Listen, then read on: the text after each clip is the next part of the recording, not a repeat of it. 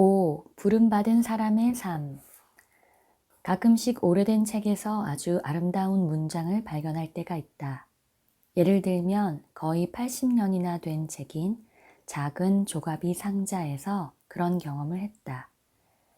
거기에는 저자 보어햄이 스토우 부인의 책 엉클 톰스 캐빈에 나온 톰 아저씨의 믿음에 대해 묵상하는 대목이 나온다. 그 늙은 노예는 켄터키의 오래된 집에서 붙잡혀 기선에 태워져서 미지의 세계로 끌려가고 있었다. 무서운 그 위기의 순간을 보어햄은 이렇게 묘사한다. 톰 아저씨의 믿음이 흔들렸다.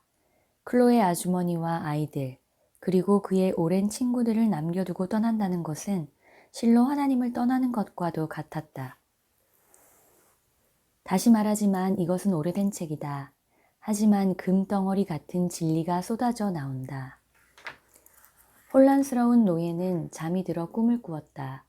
보어햄은 이렇게 쓰고 있다. 꿈속에서 그는 옛집에 다시 돌아갔다.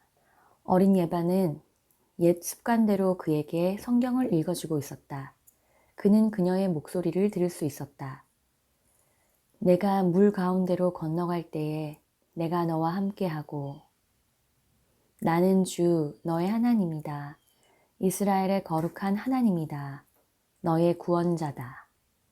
강력한 메시지를 담은 그 꿈으로 인해 톰은 마음의 안정을 찾을 수 있었다. 그것은 그에게 꼭 필요한 안정감이었다. 잠시 후 그는 사이먼 레그리라는 새 주인의 잔인한 학대에 시달려야 했기 때문이었다. 보어햄은 이렇게 글을 읽는다. 잠시 후에 톰은 새 주인의 잔인한 채찍 밑에서 몸부림쳐야 했다. 스토우 부인은 이렇게 말한다. 그러나 채찍은 오직 겉사람에게 떨어졌을 뿐 이전과 같이 마음을 때리지는 못했다. 톰은 그에게 묵묵히 순종했지만 레그리는 그 노예 위에 군림하던 자신의 권력이 사라지고 말았음을 부인할 수가 없었다. 톰이 자기 오두막으로 사라지고 레그리가 그의 말머리를 돌렸을 때 갑자기 어둡고 사악한 영혼을 가로지르는 한 줄기 양심의 섬광이 이 폭군의 마음속을 뚫고 지나갔다.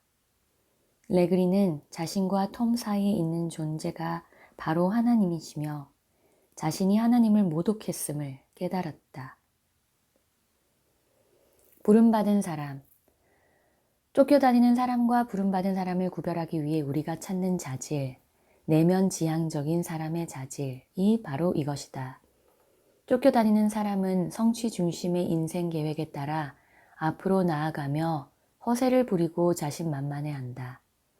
그러나 가끔 가장 예기치 않은 순간에 앞길을 가로막는 장애물에 부딪히면 쉽게 무너지기도 한다. 반면에 부름받은 사람은 내공의 힘을 가지고 있는데 그것은 외부로부터의 어떠한 타격에도 굴하지 않는 인내와 힘이다. 당신이 언제 이런 부름받은 사람을 만날지는 예측할 수 없다. 그런 인물은 기대치 않았던 곳에서 나타나 가장 독특한 자질을 발휘할 수도 있다. 그는 눈에 잘 안 띄고 별로 인정받지 못하고 지적으로 그리 세련되지 못한 사람일 수도 있다. 다시 한번 그리스도께서 뽑으셨던 사람들을 살펴보자. 그들 중에 종교 조직이나 대기업의 높은 위치에 뽑힐 만한 인물은 거의 없는 것 같다. 그들이 유별나게 못난 사람들이었기 때문이 아니다. 지극히 평범한 사람들이었기 때문이다. 우리는 다음 사실을 항상 유념해야 한다. 어떤 헤드헌터도 맨 정신으로 그들을 하나님 나라의 지도자로 뽑지는 않았을 것이라는 점. 그런데 그리스도께서는 그들을 부르셨고 그로 인하여 모든 것이 달라졌다는 사실. 성경에는 물론 부름받은 남자와 여자가 곳곳에 등장한다. 예수님의 어머니 마리아도 그 명단의 꼭대기쯤에 이름이 올라야 하리라. 마리아는 이 모든 말을 고이 간직하고 마음속에 곰곰이 되새겼다. 누가복음 2장 19절 말씀은 배후에 어떤 뜻이 있겠는가? 박수갈채도 필요 없고 타인에게 자기를 과시할 필요도 없는 것이다.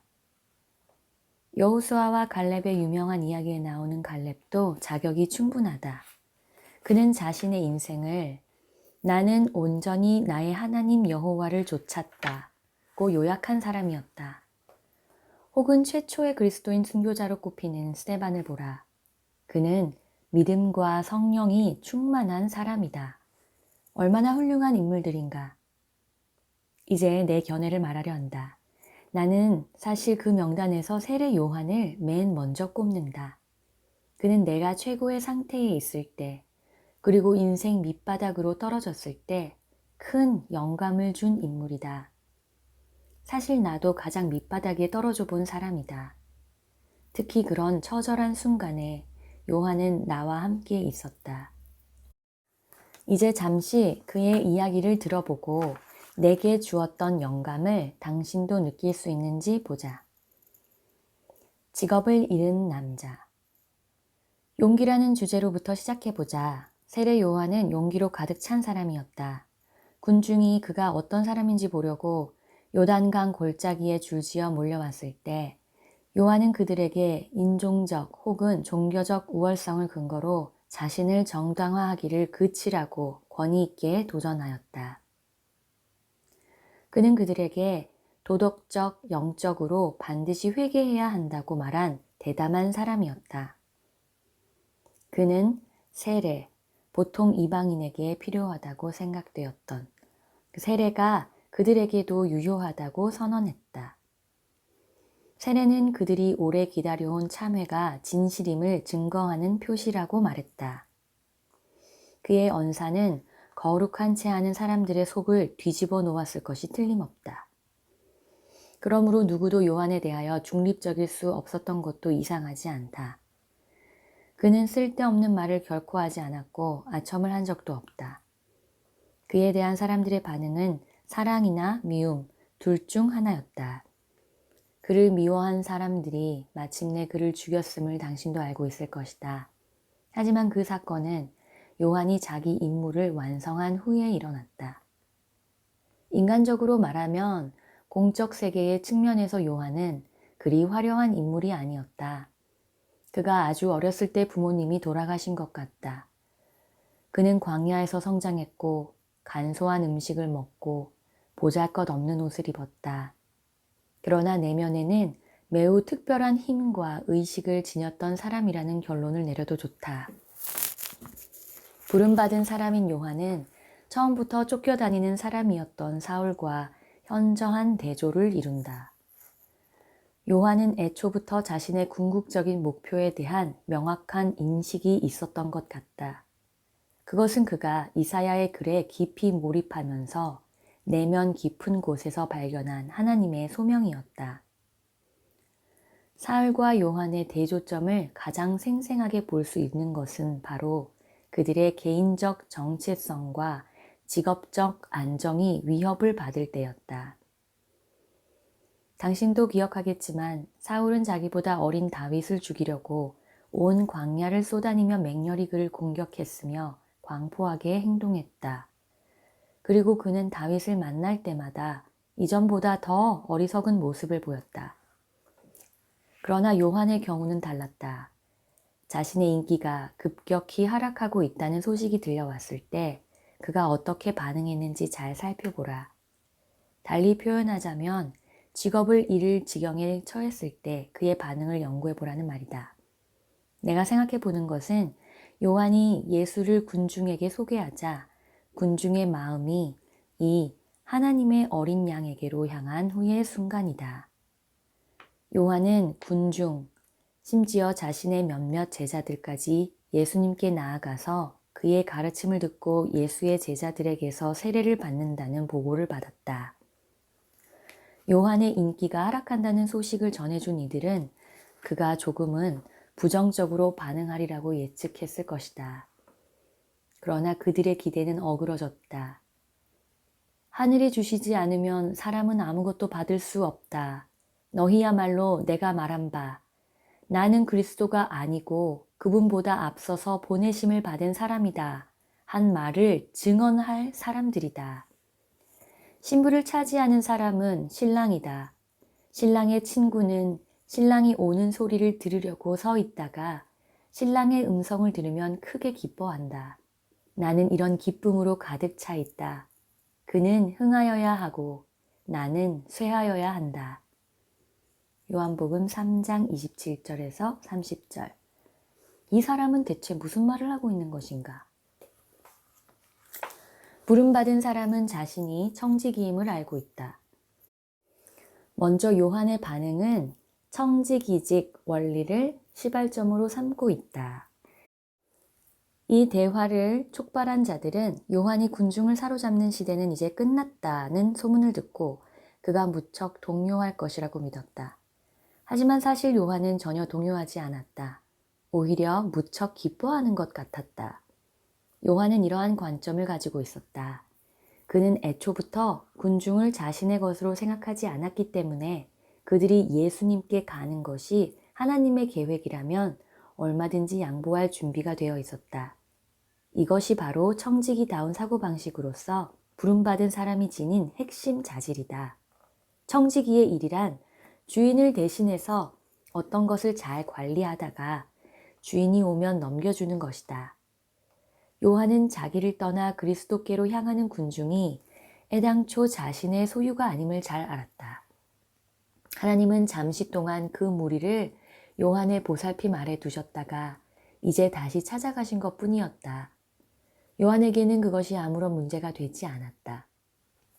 이는 쫓기듯 살아가던 사울의 모습과 얼마나 다른가.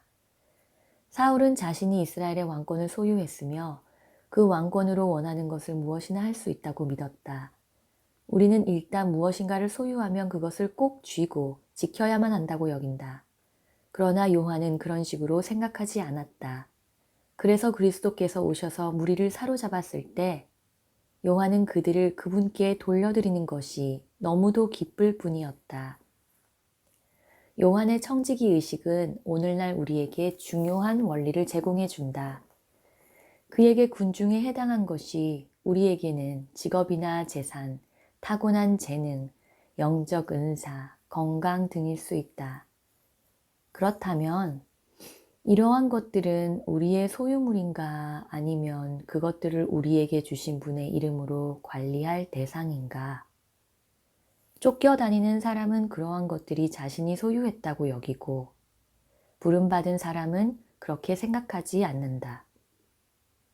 쫓겨다니는 사람은 그것들을 잃으면 곧 심각한 위기에 빠지게 된다. 그러나 부름받은 사람은 그렇게 되어도 크게 달라지는 것이 없다. 그 내면 세계는 여전히 그대로이거나 오히려 더욱 강해진다. 나는 브뤼셀의 다닐즈 추기경이 한 말을 좋아한다. 나는 기나긴 하루를 보내고 돌아오면 예배당에 가서 기도한다. 오늘 할 일을 이제 마쳤습니다. 주님, 심각한 질문이 하나 있습니다. 이 교구가 저의 것입니까? 당신의 것입니까? 하고 주님께 묻는다. 그러면 너는 어떻게 생각하느냐? 하고 주님이 말씀하신다. 당신 것이라고 생각합니다. 라고 나는 답한다. 그래, 맞다. 내 것이다. 하고 주님이 말씀하신다. 그러면 나는 주님, 이제 이 교구를 책임지고 지도하는 일은 당신 차례입니다. 저는 잠자리에 들렵니다. 하고 말한다. 부름받은 사람은 자신이 누구인지를 정확히 알고 있다. 부름받은 자의 둘째 특징은 요한의 자기인식에서 잘 나타난다. 그의 말을 쉽게 풀었으면 이렇다. 자기를 찾아온 방문객들에게 요한이 나는 그리스도가 아니라고 너희에게 몇 번이나 말하지 않았더냐 하고 말했던 것을 당신도 기억할 것이다. 자신이 어떤 존재가 아니라는 것을 아는 것은 자신이 누구인지를 아는 출발점이다. 그리고 요한은 자신의 정체성에 대하여 어떤 환상에도 빠져 있지 않았다. 그러한 자기인식은 이미 그의 내면 세계 안에 구축되어 있었다. 이와는 대조적으로 내면 세계가 무질서한 사람들은 자기 정체성에 대하여 혼동하는 경향이 있다. 그들은 점점 역할과 사람을 분리해서 생각하지 못하게 된다. 자신이 하는 일과 자신이 누구인가 하는 것을 구별하지 못하는 것이다. 그렇기 때문에 굉장한 권력을 휘두르면서 특권을 누리던 자가 그것을 놓기가 그토록 어려운 것이며 그 권력을 고수하기 위해서 죽기까지 싸우는 것이다. 또한 그러기에 적지 않은 사람이 은퇴를 어려워하는 것이다. 그리고 이것은 막내 아이마저 가정을 떠날 때 어머니가 심한 우울증에 빠지게 되는 이유를 설명해 주기도 한다. 나 또한 자녀들이 집을 떠날 때 우울감을 느꼈다. 당신은 이에 대해 어떻게 생각하는가? 떠나보내는 자나 떠나는 자 모두 그런 경험을 하게 된다. 이 정체성의 문제를 신중하게 숙고할 필요가 있는데 이는 오늘날에도 중요하게 대두되는 문제이기 때문이다. 요한은 사역 초기 인기가 한창 높았을 때 순진한 군중을 쉽게 이용할 수도 있었다. 아니면 군중의 박수갈채에 유혹받을 수도 있었다. 군중이 이제 예루살렘의 제사장들을 따르지 않고 자신을 따른다는 사실로 인해서 교만과 야심으로 가득 찰 수도 있었다. 그가 메시아인지 아닌지 묻는 사람들에게 그렇다고 고개를 끄덕이는 편이 차라리 더 쉬웠을 것이다. 요한이 자신에 대해 조금 지나친 주장을 할 수도 있었던 순간이 없지 않았을 것이다. 조금 덜 정직한 사람이 요한의 입장에 있었다면 마음이 약해지는 순간 다음과 같이 말하리라고 상상할 수 있을 것이다. 내가 메시아라고?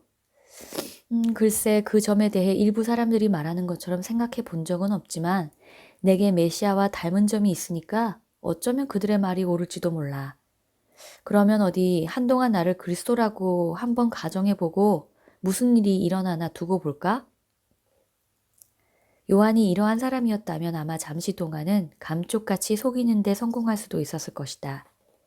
그러나 진짜 요한은 그렇게 해보려는 생각조차 하지 않았다. 그의 내면 세계는 정말 잘 정돈되어 있었기 때문에 그는 그릇된 자기 인식이 초래할 무시무시한 결과를 꿰뚫어 볼 수 있었다. 만약 군중의 우레 같은 박수갈채를 받을 순간이 있었다면 그때 요한의 내면에서 들리는 하나님의 목소리는 그보다 더 컸으리라. 그리고 요한은 일찍이 광야 시절에 내면 세계의 질서를 정돈했기 때문에 그분의 음성이 훨씬 더 확실하게 들렸을 것이다. 이 원칙을 과소평가하지 말라. 오늘날처럼 대중매체가 판치는 세상에서는 우수하고 재능 있는 많은 지도자들이 자신에 대한 세평을 믿으려는 유혹을 끊임없이 받고 있다. 일단 그렇게 되면 메시아적 환상이 서서히 그들의 인격과 리더십을 오염시키기 시작한다. 자신이 그런 존재가 아니라는 사실은 망각한 채 자기 정체성에 대해 위험한 생각을 품기 시작한다. 최근 뉴욕 시장도 2번으로 한정된 임기 제도를 무시한 채 삼선에 도전하고픈 유혹을 받지 않았는가. 사도 바울은 디모데에게 쓴 편지에서 자신이 유대교에서 기독교 신앙과 사도직으로 부름받은 것을 간증하면서 귀중한 전례를 남겼다. 그는 자신이 죄인의 괴수였다고 고백하면서 내가 전에는 회방자요, 박해자요, 폭행자였습니다. 우리 주님께서 나에게 은혜를 넘치게 부어주셔서 딤전 1장 13절에서 14절 라고 썼다. 이처럼 과거를 잊지 않고 수시로 돌이켜보는 자라면 스스로 마땅히 생각해야 하는 것 이상으로 높아질 가능성은 거의 없다. 부름받은 사람은 흔들리지 않는 목적의식을 갖고 있다. 질문자들에 대한 요한의 특이한 반응을 보며 생각해 볼 셋째 사항은 이 광야의 선지자가 그리스도의 길을 예비하는 존재로서의 목적의식을 분명히 갖고 있었다는 점이다. 이것이 소명받은 자의 또 다른 측면이다. 나사렛에서 온 사람의 인기가 날로 높아가고 있는 데 대해 어떻게 생각하느냐고 묻는 사람들에게 세례 요한은 자신을 신랑의 들러리 역할을 하는 친구에 비유했다. 신부를 차지하는 사람은 신랑이다. 신랑의 친구, 요한 자신을 가리킴. 신랑의 친구는 신랑이 오는 소리를 들으려고 서 있다가 신랑의 음성을 들으면 크게 기뻐한다. 나는 이런 기쁨으로 가득 차 있다. 요한복음 3장 29절. 들러리의 존재 이유는 그저 신랑 옆에 서서 모든 관심이 신랑에게만 집중되도록 하는 데 있다. 만약 결혼식 중에 들러리를 선 친구가 갑자기 하객을 향해서 노래하거나 웃기는 말을 한다면 그는 아마 바보 취급을 당할 것이다. 들러리는 자신에게는 시선을 전혀 모으지 않는 대신 모든 시선이 오직 신랑과 신부에게만 집중되도록 할 때 자기 소임을 가장 훌륭하게 감당하는 것이다. 요한이 바로 그렇게 했다. 요한의 비유대로 만약 그리스도가 신랑이라면 그는 그저 그분의 들러리가 되기로 헌신했을 뿐이지 다른 어떤 존재도 되려 하지 않았다. 바로 그것이 요한이 부름받은 목적이었고 요한에게 그것을 넘어서려는 욕구는 전혀 없었다. 많은 무리들이 그리스도께 향하는 것을 보는 것이야말로 요한이 받을 보상의 전부였다. 그의 목적이 달성된 셈이다. 하지만 이 사람처럼 부름받은 자라야 그러한 상황에서도 느긋할 수 있다. 나는 로버트 브라우닝의 시 블로람 주교의 사과에 나오는 다음 대목을 좋아한다. 각자의 인생 역정에는 감히 무관심해서는 안 되는 지점이 있거늘 세상은 과연 우리가 어떻게 하나 두 눈 뜨고 살피네.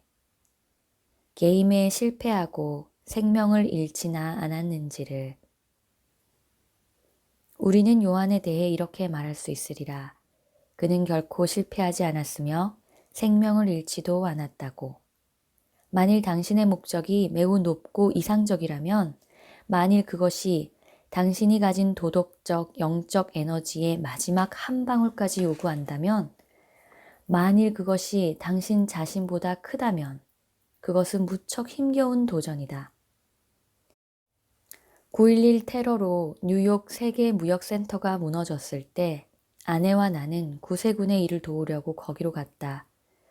모든 것이 혼란스러웠던 첫 주 동안 우리는 수천 명에 달하는 일꾼들과 구조단 속에 있었는데 우리 모두는 혹시나 생존자가 있지 않을까 하고 폐허를 파헤쳤다. 내가 속한 팀은 1시간 단위의 냉수로부터 새 장화에 이르기까지 모든 필요한 것을 생존자를 구조하는 팀에게 전달하는 일을 했다. 간헐적으로 콘크리트와 강철 아래에서 어떤 목소리나 두드리는 소리가 들렸다는 암시가 있을 때에는 조용히 하라는 신호를 받곤 했다. 어느 날 밤 늦은 시간에 나는 소방수들 틈에 있었는데 그들은 쉬지도 않고서 일주일 내내 하루 24시간씩 일해온 사람들이었다. 여러분, 이곳을 떠나 두어 시간이라도 쉬는 게 좋지 않을까요? 하고 내가 물었다. 그럴 생각은 전혀 없어요. 저 더미 속에 우리 형제들이 우리의 손길을 기다리고 있을 겁니다. 하고 팀장이 말했다. 바로 이런 순간이면 이따금 나는 감동한 나머지 다른 쪽에서 봉사하고 있는 아내 게이를 찾아가서 팔로 안으며 나는 바로 이 일을 위해 태어난 사람이야 하고 속삭이곤 했다. 이제야 나는 위대한 성인들, 세례 요한을 포함해서 그들이 고상한 목적의식에 사로잡혀 수세기를 살아오면서 줄곧 어떻게 느꼈을지 조금이나마 이해가 간다. 부름받은 사람은 굳은 헌신을 몸소 실천한다. 마지막으로 요한은 부름받은 사람으로서 자기 수중에 있는 무언가를 내보내야 한다는 것을 잘 알고 있었다. 어머니들은 자녀들이 좀 더 독립적인 삶을 살도록 결국 내보내야 한다는 것을 알고 있다. 멘토는 적절한 시기에 수화생을 내보내야 함을 알고 있다. 요한은 그의 마음가짐이 어떤지 캐묻는 사람들에게 그는 흥하여야 하고 나는 쇠하여야 한다고 응답했다. 요한의 말은 계획된 내보냄의 원리를 보여준다. 부름받은 자는 청지기이며 자기가 누구인지 알며 목적의식이 투철하기에 뒤로 한 발자국 물러나서 손을 놓아야 할 때를 미리 내다보며 산다. 이 경우에는 그것이 군중, 일시적인 명망, 예수의 영향권으로 내보내야 할 제자들 등이었다. 쫓겨다니는 사람은 요한과 같이 말할 수 없다. 그는 계속해서 더 많은 주목을 받고 더 많은 권력과 물질을 모아야 하기 때문이다. 그저 꼭 붙들고 있어야 한다. 놓을 수 없다. 그들은 자기가 하고 있는 일에 스스로를 너무 많이 묶어놓고 있다. 우리가 때때로 듣는 안타까운 이야기는 어떤 조직에서 강력한 리더십을 발휘했던 지도자가 은퇴할 때가 되었는데도 리더십을 다음 세대에게 넘겨주지 않고 계속 붙들고 있다는 것이다. 아니면 리더십을 자기 자녀에게 넘겨주어 계속 영향력을 발휘하려 한다는 것이다. 내 서재 어딘가에는 45세의 나이에 영국의 한 학교 교장으로 임명된 사람의 이야기를 다룬 책이 있다.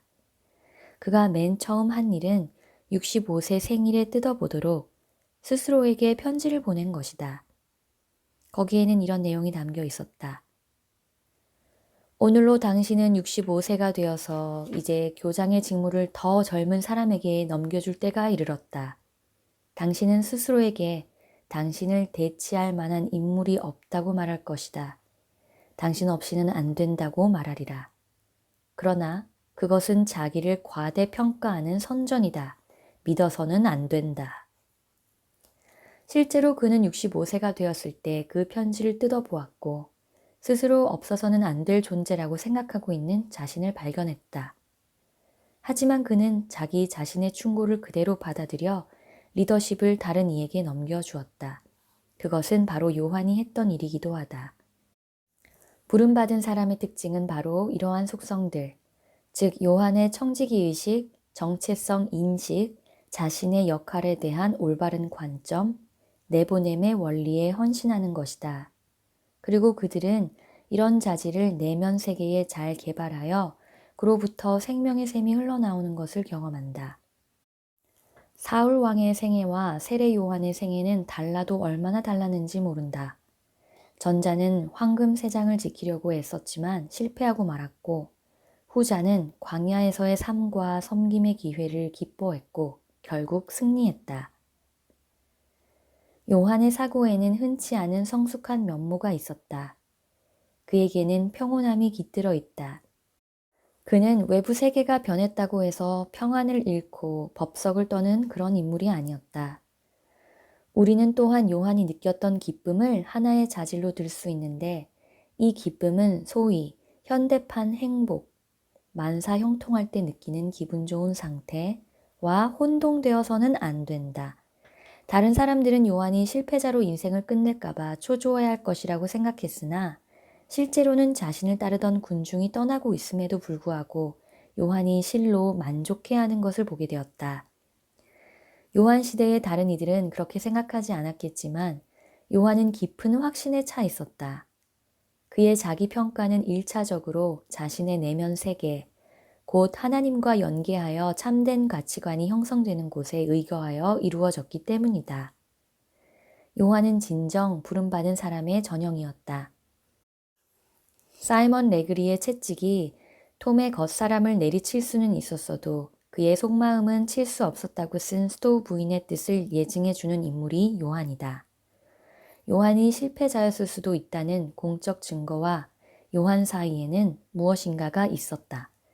그것은 바로 하나님의 부르심이라는 의심할 수 없는 실체로서 요한이 자신의 내면 세계에서 들었던 음성이다. 그리고 그 목소리는 다른 어떤 소리보다 더욱 크게 들렸다. 잘 정돈된 고요한 곳으로부터 들려온 목소리였다. 부름받은 사람이 되는 길. 동경의 눈길로 세례 요한을 보면서 당연히 떠오르는 질문은 어떻게 그럴 수 있었는가 하는 것이었다. 그러한 결단력과 정열, 다른 사람과는 전혀 다른 관점에서 사건을 볼 수 있는 능력 등이 어디서 나왔을까? 요한의 배경을 살펴보는 것은 그의 내면 생활의 구조와 실체를 연구하기 위한 통찰을 준다. 요한에 대하여 설명하려면 우선 어린 시절 그의 삶에 큰 영향을 끼친 그의 부모가 어떤 사람들이었는가를 살펴보아야 한다. 그는 신체적으로나 영적으로 좋은 유전자를 물려받았다. 성경을 보면 사가랴와 엘리사벳이 요한의 소명에 대하여 특별히 민감했던 경건한 사람들이었음을 분명히 알 수 있다. 그것은 다양한 모습의 천사의 환상을 통해 그들에게 계시되었다. 그리고 요한의 부모는 그가 어릴 때부터 그의 영혼에 계속해서 하나님의 뜻을 주입시키기 시작했다. 요한이 태어난 후 그의 가정 생활에 대해서는 알 수 있는 바가 별로 없지만 우리는 그의 부모가 고결함과 경건함, 인내심을 두루 갖춘 이들이었음을 알고 있다. 요한의 부모는 그가 어렸을 때 세상을 떠났음이 분명하다. 요한이 그 상실감을 어떻게 해결했는지는 알 수 없다. 그러나 다시 성경의 전면에 등장한 요한은 자신이 앞으로 예언자로서 외치게 될 그 사회로부터 격리된 채 광야에서 홀로 살고 있는 모습이었다. 디베료 황제가 왕위에 오른 지 15째 해에 곧 본디오 빌라도가 유대 총독으로 유대를 통치하고 헤롯이 분봉왕으로 갈릴리를 다스리고 그의 동생 빌립이 분봉왕으로 이두레와 드라고니 지방을 다스리고 루사니아가 분봉왕으로 아빌레네를 다스리고 안나스와 가야바가 대제사장으로 있을 때에 하나님의 말씀이 광야에 있는 사가랴의 아들 요한에게 내렸다. 요한은 요단강 주변 온 지역을 찾아가서 죄 사함을 받게 하는 회개의 세례를 선포하였다. 누가복음 3장 1절에서 3절. 이 진술은 중요한 통찰을 담고 있다. 시저는 로마에서 황제가 통상적으로 하는 중요한 일을 하고 있었다. 실세를 쥐고 있는 안나스와 가야바는 예루살렘 성전에서 조직화된 종교 활동에 몸담고 있었다.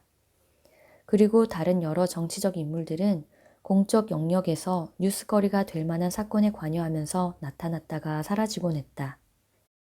그들이 몸담고 있던 세계는 권력과 평판, 연출 등으로 이루어진 눈에 띄는 공적 세계였다. 그런데 가장 보잘것없는 광야에 있던 미미한 존재, 요한에게 하나님의 말씀이 임한 것이다. 왜 하필이면 요한에게였는가? 그것도 광야에서 말이다. 허버트 버터필드의 말이 생각난다. 말은 내게 언제나 겸손하라고 도전한다. 역사를 통해서나 인생을 살면서 교육 수준은 비교적 낮지만 심오한 영적 깊이를 지니고 있는 사람을 만나게 되는 경우가 결코 드물지 않다. 반면에 고등교육을 받은 사람 중에는 내면의 텅 빈 구멍을 감추기 위해 영리한 머리를 사용해서 그럴듯하게 연기하는 이들도 많다. 그런데 왜 요한에게 하나님의 말씀이 임하였을까? 1차적인 대답은 오직 하나님만이 아신다는 것이다.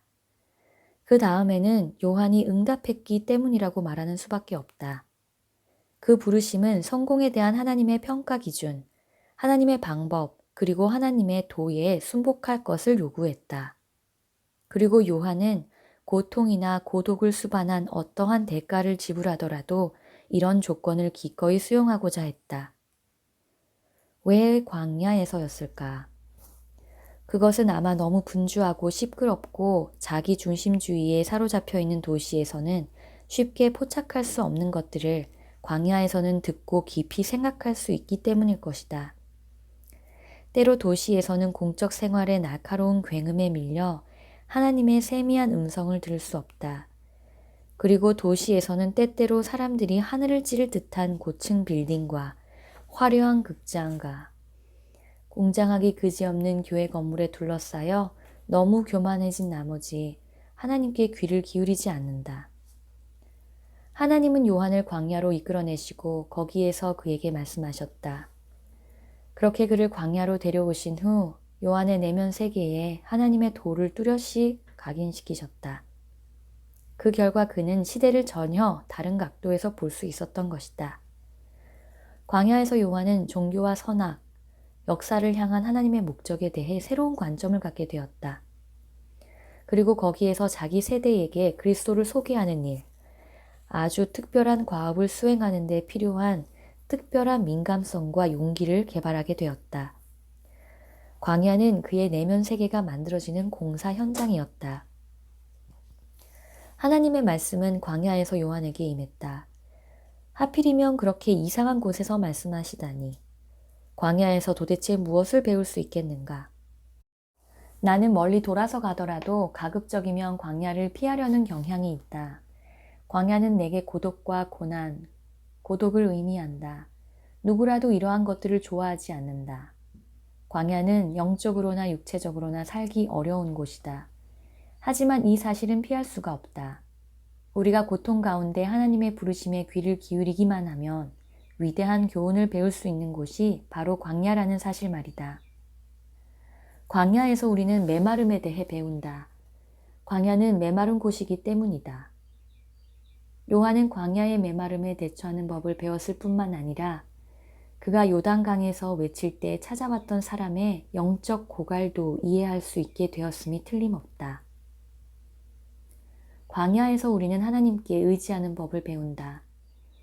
히브리인들이 수세기 전에 깨달았던 것처럼 광야에서는 자비로운 하나님의 은혜 없이는 생명을 부지할 수 없다.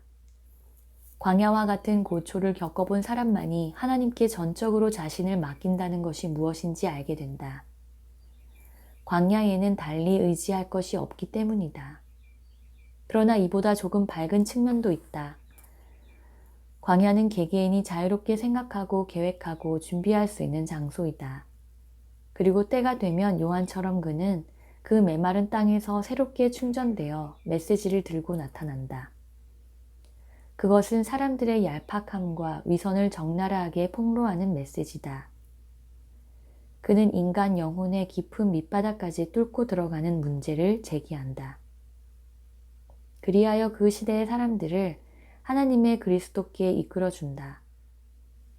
광야에서 우리는 부름을 받을 수 있다.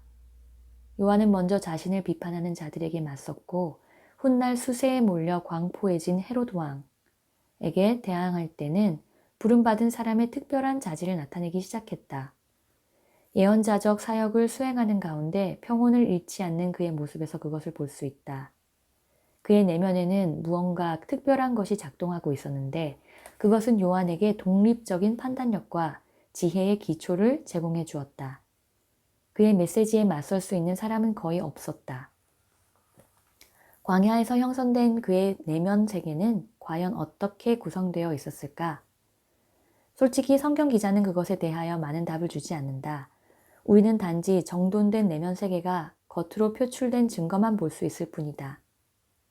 요한이야말로 우리가 지금 찾고 있는 부름받은 사람의 원형이다. 모든 것이 혼란스럽고 무질서해 보이는 공적 세계 안에서도 요한은 확고한 자세로 확신 있게 움직이고 있다. 사울과 요한 그리고 내 친구인 성공한 못난이가 우리에게 가르쳐준 교훈은 무엇인가? 그들이 주는 메시지는 명백하다고 생각한다. 당신을 움직이는 것은 무엇인가?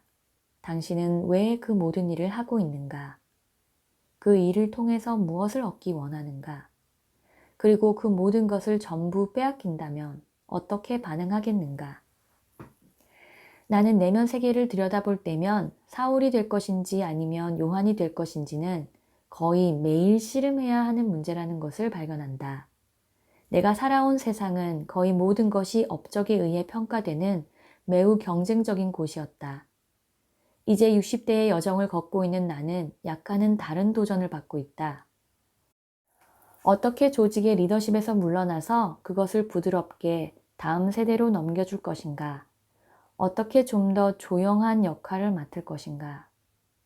어떻게 멘토, 응원단장, 젊은이의 격려자가 될 것인가? 등. 이런 말이 조금 고상하게 들릴지 모르겠으나 항상 그렇게 단순한 것은 아니다. 나는 무슨 일이든 주관하는 것을 언제나 즐기는 편이다. 아직도 사울 편에 합류해서 붙들고 확보하고 군림하는 것이 나로서는 더 쉽다. 그리고 나는 하나님의 일을 하고 있다고 하면서도 그런 식으로 행하는 나 자신을 발견할 수도 있다. 그러나 요한이 한 것처럼 나도 이제는 내보냄의 원리를 실천하고 다른 일로 옮겨가야 할 때가 되었다고 결론을 내렸다. 헨리 나우엔이 멋지게 표현했듯이 미미함, 숨겨짐, 무력함을 안아야 할 때인 것이다. 솔직히 나는 다른 것들을 끌어안고 싶은 심정이지만 이것이 십자가의 길이요 부름받은 자의 길이다. 더 깊이 생각해보기. 1. 쫓겨다니는 사람과 부름받은 사람의 차이는 무엇인가? 당신은 어떤 부류에 속하는 사람인가? 2. 예수님의 제자들은 어떤 면에서 바울이 고린도전서 1장 26절에서 31절에 묘사한 부름받은 자의 모습에 부합하는가? 3. 세례 요한과 사울 왕의 차이를 가장 생생하게 볼 수 있는 경우는 언제인가? 4. 저자는 부름받은 사람의 특징을 무엇이라 말하는가? 5. 위의 특징들에 비추어 당신 자신을 평가해 볼 때 무엇이 가장 큰 약점인가? 시간을 떼어놓고 주님께 나아가 성령께서 당신의 마음에 은혜를 베푸시도록 구하라. 일기를 쓰거나 당신이 경험한 바를 여기에 적어보라. 6. 그리스도의 제자로서 추구할 당신 자신의 1차적인 목적은 무엇이라고 생각하는가? 7. 당신의 광야 경험을 적어보라. 생각이 나지 않는다면 시간을 내어 홀로 하나님과 함께하면서 삶의 목적과 우선순위를 정할 시간을 계획해보라. 그리고 그렇게 계획한 것을 적어보라. 8. 세례 요한이 광야에서 배운 교훈을 상기해보라. 오늘날 어떤 상황에 처했을 때 그런 교훈이 값지게 다가오겠는가? 그런 상황을 2가지 이상 이야기해보라. 9. 당신을 움직이는 것은 무엇인가? 당신은 왜 그 모든 일을 하고 있는가? 그 일을 통해서 무엇을 얻기 원하는가? 그 모든 것을 다 빼앗긴다면 당신은 어떻게 반응하겠는가? 라고 저자는 묻고 있다. 이에 대해 깊이 생각한 다음 당신의 대답을 적어보라.